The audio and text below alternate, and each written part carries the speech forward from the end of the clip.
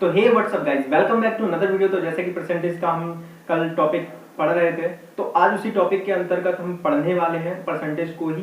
तो कल परसेंटेज में हमने आपको बताया था कि किसी संख्या में या किसी की आय में अगर कितने भी परसेंट की वृद्धि करती जाए तो उसकी नई संख्या होगी, नई आय होगी, नई कीमत होगी, वो कितनी होगी। तो उससे टॉपिक से संबंधित हमने आपको बता दिया था। तो आज उसी टॉपिक में हम अगला रूल पढ़ते हैं। तो उस रूल में चलिए चलते हैं, फिर शुरू करते हैं।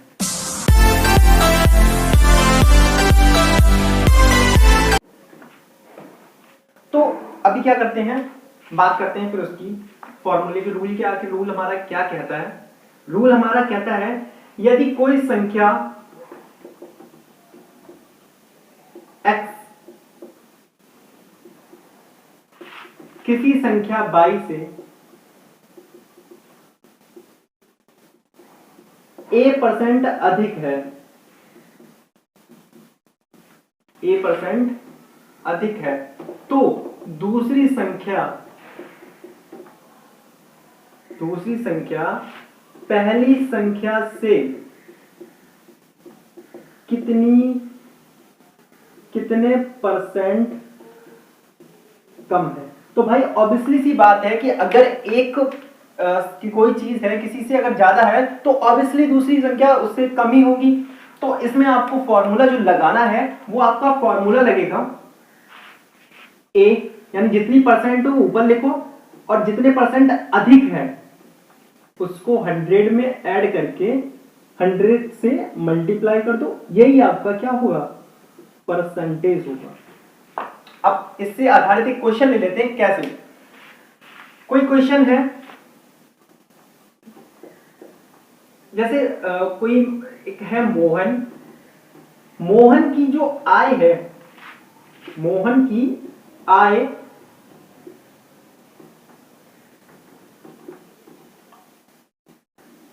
सोहन की आय से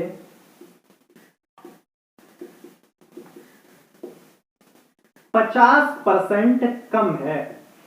50% कितनी है? कम है। तो जो सोहन की जो आय है मोहन से कितनी कम है? कितनी कम है, ये कह रहा है। तो वो कह रहा है मोहन की जो आय है वो सोहन की आय से 50% कम है, तो सोहन की आय है वो मोहन की आय से कितनी अधिक होगी?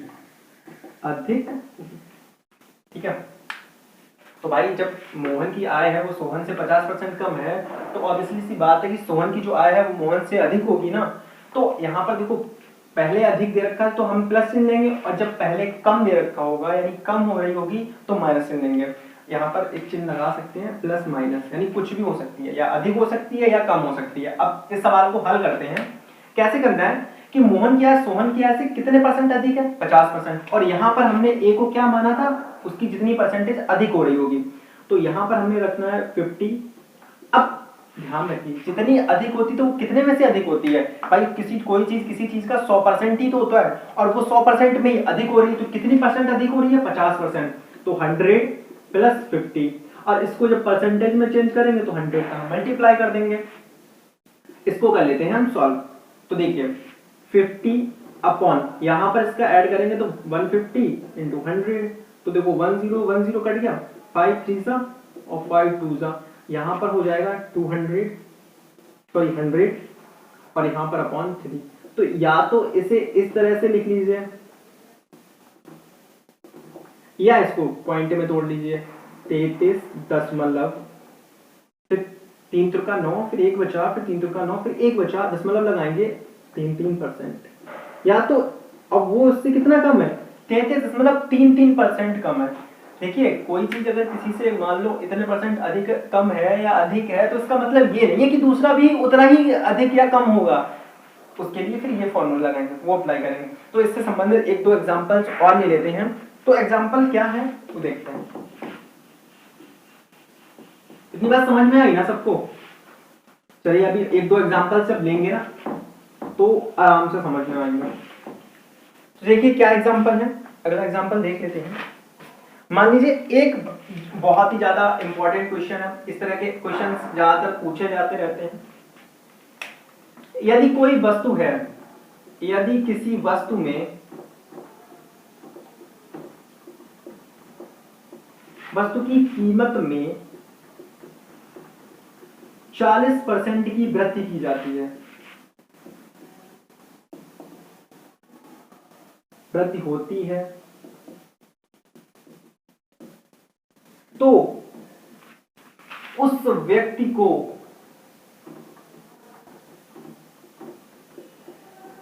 किसी व्यक्ति को अपने खर्चों में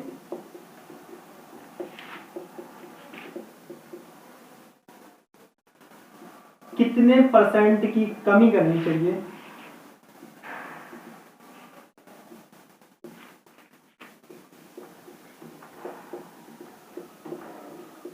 कि उसकी आय पर कोई फर्क ना पड़े। भाई कोई भी इंसान होता है, अगर मान लो 100 रुपए अगर पर डे कमाता है, तो वो क्या करता है कि उसका जो शेड्यूल बन जाता है वो 100 रुपए के हिसाब से ही बन जाता है, कि मतलब वो उसमें थोड़े रुपए बचाने भी हैं, उसको खर्च भी करने हैं, तो उस हिसाब से अपना शेड्यूल तैयार करता है।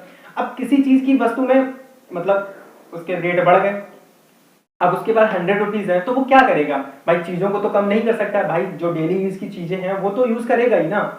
लेकिन करना क्या है, वो क्या करेगा, कुछ चीजों की क्वांटिटी कम कर देगा। ठीक है भाई, चीज तो नहीं खत्म कर सकता। जैसे अब मान लो 200 ग्राम ले आया चीज कोई, तो वो क्या करेगा, 50 ग्राम कम कर देगा, 150 ग्राम कर लेगा, और चीजों में जो मतलब है तो वो उस हिसाब से एडजस्ट कर लेगा, तो यही करेगा ना। अब इस तरह के क्वेश्चंस बहुत पूछे जाते हैं एग्जाम में, खासकर टेट और सी टेट वगैरह में बहुत ही पूछे जाते हैं। तो करना क्या है, सिर्फ भाई 40 किसी कोई वस्तु है कि 40% की कमी हो रही है, अब वो खर्चों की बात कर रहा है, तो जब इसमें वृद्धि होती है तो उसे अपनी उसमें मासिक आय के खर्चों में कमी करनी पड़ेगी। तो करना क्या है, 40%, ठीक है, अपॉन 100 प्लस 40 इंटू 100, यही तो होगा। ठीक है, अब कैसे हल करेंगे, सिंपली हल करना है, तो 40 अपॉन ये हो गया 140 इंटू 100, 10 कट गया। ठीक है, अब कुछ कट तो रहा नहीं है, इनका मल्टीप्लाई कर दो, 200 अपॉन 7, इसे डिवाइड करिए तो 7 2 जा 14, ठीक है, 7 दूनी 14 हो गया, 6 बचे, 7 8 56, फिर बचा 4, 7 5 35, 5 बचा, 7 7 49। इस तरह से ये हो जाएगी, इतने परसेंट की उसे खर्चों में कमी करनी होगी, इतने परसेंट खर्चों की उसे कमी करनी होगी। या हम इसे ऐसे लिख सकते हैं, अब इसे डिवाइड मतलब ऐसे तोड़ लो, तो यहाँ पे 28 और कितना बचेगा, 7 8 56, 7 2 14, 7 8 56 हो गया, 4 5, 7 2 14 5 19, 196 हुआ। अब कितना ज्यादा है, 4 ही तो बचा है इसमें, 4 से इस पर ऊपर हो जाएगा और यहाँ पर, यानी हो जाएगा हमारा 28 सही 4/7%। यानी इस तरह से उसे अपने खर्चे में कितनी कमी करनी पड़ेगी, 28.57% की अगर वो कमी कर देता है अपने खर्चों में, तो उसकी इनकम पर कोई भी प्रभाव नहीं पड़ेगा। तो ये बात समझ में आई। ठीक है, तो करना क्या है, किसी वस्तु की 40% की वृद्धि हो रही है तो उसे अपने खर्चों में ही तो कमी करनी पड़ेगी। अब भाई चीजों तो खत्म नहीं कर सकता है, तो वो क्या करेगा कि अपने जो खर्चे हैं उन खर्चों में थोड़ी सी कमी लाएगा। कैसी कमी लाएगा, जैसे कोई चीज अगर 1 किलो ला रहा है तो 1 किलो में वो 500 ग्राम अगर दूसरी चीज में से कम कर लेगा, इस चीज को पूरा करने के लिए उसे खपत है, तो उसमें से थोड़ा सा कम करा, इसमें से थोड़ा बढ़ा दिया, तो कम ज्यादा करके वो एडजस्ट करेगा ना। अब भाई ये तो है नहीं कि वो 100 रुपए कमा रहा है 200 रुपए खर्च करेगा, अब वो 100 रुपए में ही तो एडजस्ट करेगा। वही एडजस्ट क्या है, कितना एडजस्ट करना पड़ेगा उसे, 28.57% का एडजस्टमेंट करना है। जितनी भी चीजें लाता है उन चीजों में वो एडजस्टमेंट करेगा। तो यही था, अगर चाहें तो आप इससे संबंधित एक और क्वेश्चन ले सकते हैं। ठीक है, मान लीजिए कोई वस्तु है, यही वस्तु मान लीजिए, किसी वस्तु की कीमत में मान लो यहां पर लिख देते हैं किसी व्यक्ति की कीमत में 20% की वृद्धि की जाती है या यहां पर कमी कर दी जाए, ठीक है, सही है। तो यहां पर देखो किसी व्यक्ति को है 20% की कमी होती है किसी वस्तु की कीमत में। अब वो क्या करना है, अब उसे एडजस्ट रखना है कि हम बचत भी हो जाए। अब जब भाई कमी हो रही है तो वो क्वांटिटी तो उतनी लाएगा।